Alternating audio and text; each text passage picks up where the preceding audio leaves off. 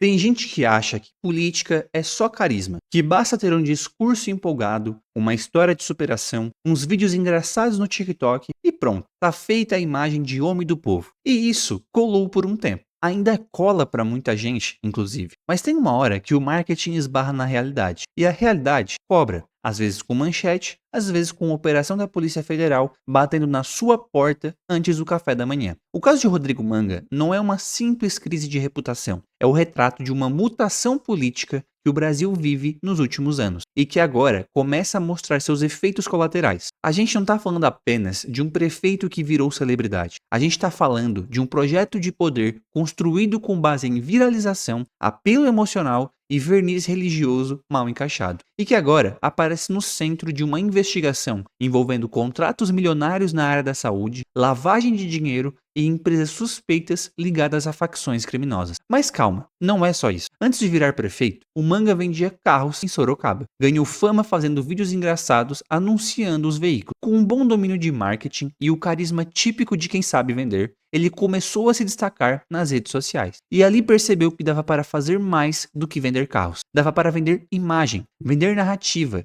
vender uma ideia de cara comum, salvo por Deus, renascido das cinzas e pronto para liderar uma cidade. E foi o que ele fez. Primeiro como vereador barulhento, depois como missionário colado ao Valdomiro Santiago, aquele mesmo que vendia feijão contra a Covid. Por fim, assumiu a prefeitura, mas não como qualquer prefeito. Ele se reinventou como produto. Prefeito influencer. Prefeito engraçadinho, criou uma persona que é uma mistura de humor pastelão, slogans de motivação evangélica e populismo digital. Só que enquanto todo mundo assistia às dancinhas e vídeos de bolo de cenoura no TikTok, contrato de milhões iam sendo firmados com empresas que hoje são alvos da Polícia Federal. Empresas como a CEN, que faz a gestão da UPA do Éden, em Sorocaba, que segundo a investigação tem ligação com personagens pra lá de suspeito. Para citar um exemplo, R$600 mil em espécie foram encontrados nos endereços da operação. Parte do dinheiro dentro de uma caixa no porta-malas de um carro. E mesmo assim,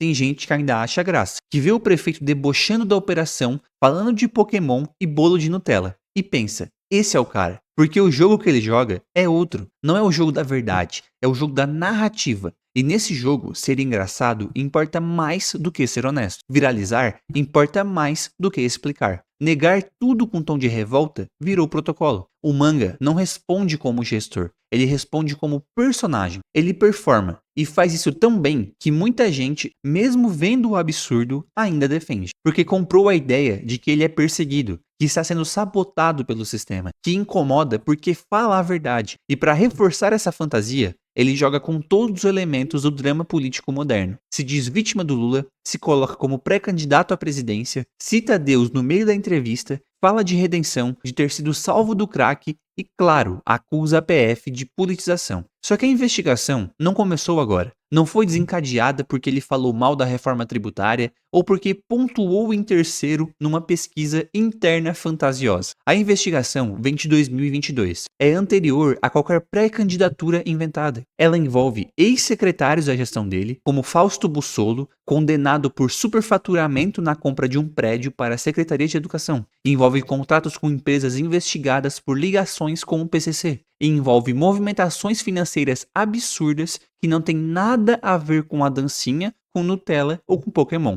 E o mais grave, envolve saúde pública. Não é só sobre uma obra superfaturada em algum prédio distante. É sobre verbas que deveriam estar salvando vidas, que deveriam estar financiando hospitais, exames e remédios. É a corrupção mais cruel que existe. Aquela que rouba de quem já não tem nada. E diante disso, o prefeito responde com humor. Como se tudo fosse uma grande piada, como se estivesse numa esquete do Porta dos Fundos. Essa é a tragédia da política brasileira hoje. O político não precisa mais explicar, só precisa entreter. E quando é pego, se esconde atrás da própria caricatura.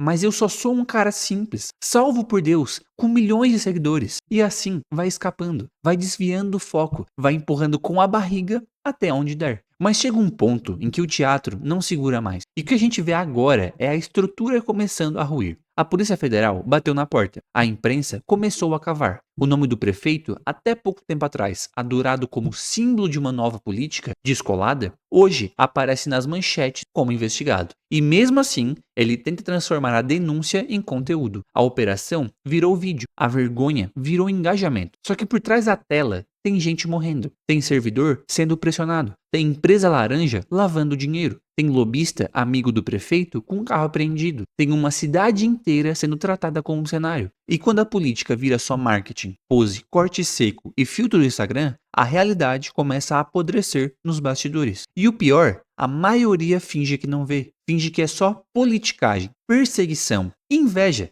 como se 600 mil reais escondidos em porta-malas fosse só um mal entendido, como se empresa suspeita ganhando contrato de saúde fosse coisa normal, como se toda investigação fosse armação do sistema. E de novo, o Rodrigo Manga faz o que sabe fazer, se coloca como vítima, veste a máscara do injustiçado, diz que foi escolhido por Deus, que o sistema quer derrubá-lo, que os poderosos têm medo de sua ascensão. Só que isso tem um preço. Quando o sujeito se coloca como uma espécie de messias moderno, tudo vira guerra. Toda crítica vira heresia. Todo adversário vira inimigo. E aí se cria uma bolha de fanáticos que acreditam que qualquer tentativa de responsabilização é, na verdade, um toque divino. O prefeito deixa de ser um funcionário do povo e vira um mártir, um ídolo, um salvador. E isso, além de infantizar a política, torna qualquer diálogo impossível. Porque você não debate com quem se coloca como enviado de Deus. Você só assiste. E enquanto assiste, tudo o que ele faz ou deixa de fazer, vira parte da grande narrativa da luta do bem contra o mal. Só que o mal, nesse caso, é o Ministério Público, é o Judiciário, é o jornalista, é o policial que cumpriu o mandato, é quem tenta investigar, denunciar, fiscalizar. E isso é extremamente perigoso, porque transforma um Estado num inimigo e o prefeito investigado num herói popular. Quanto mais sujo ele está, mais limpo ele parece, aos olhos dos que já decidiram amá-lo. E por que isso funciona? Porque existe um vácuo, um buraco de representatividade, de decência, de discurso político real. As pessoas estão exaustas de promessas vazias, de gestores frios, de elites distantes. E nesse buraco, qualquer figura que saiba se comunicar direto com a massa, que use um celular, que fale em nome de Deus e da família, que pareça diferente, entra com facilidade, mesmo que por trás do discurso tenha lama até o pescoço. O Rodrigo Manga entendeu isso, ele estudou isso, ele usou isso e agora tenta se proteger dentro da mesma bolha que construiu. Usa o vitimismo como escudo, usa a religião como blindagem moral, usa o TikTok como tribunal popular,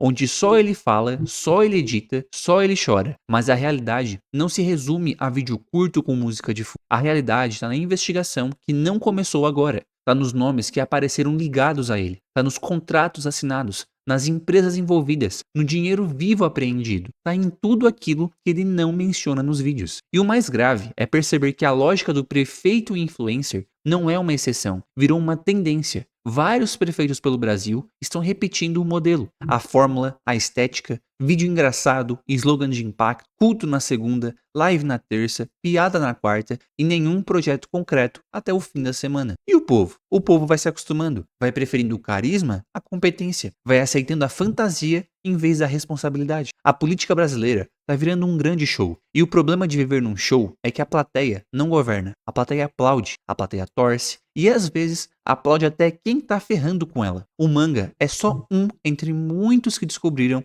que dá para fazer carreira em cima disso, que não precisa entregar uma boa gestão, basta parecer boa gente, que não precisa responder com seriedade, basta responder com ironia, que não precisa temer investigação, basta transformá-la em roteiro de vídeo motivacional. Mas tem uma coisa que esses caras esquecem, o público cansa, a mentira cansa, a farsa cansa, e a verdade, por mais lenta que pareça, sempre chega. Pode não ser agora, pode não ser nessa gestão, mas ela chega. E quando chega, não adianta bolo de cenoura, nem Pokémon, nem feijão milagroso, porque aí o filtro do TikTok não vai esconder, o corte seco não vai salvar e o engajamento não vai impedir o processo. No fim das contas, o Brasil precisa decidir se quer continuar premiando quem performa ou se quer começar a cobrar quem governa. Se vai continuar dando poder para quem sabe entreter ou se vai começar a eleger quem entrega resultado. Porque enquanto o cargo mais importante de uma cidade for usado como palco de autopromoção, quem perde não é só o eleitor, é a cidade inteira, é a política, é a democracia.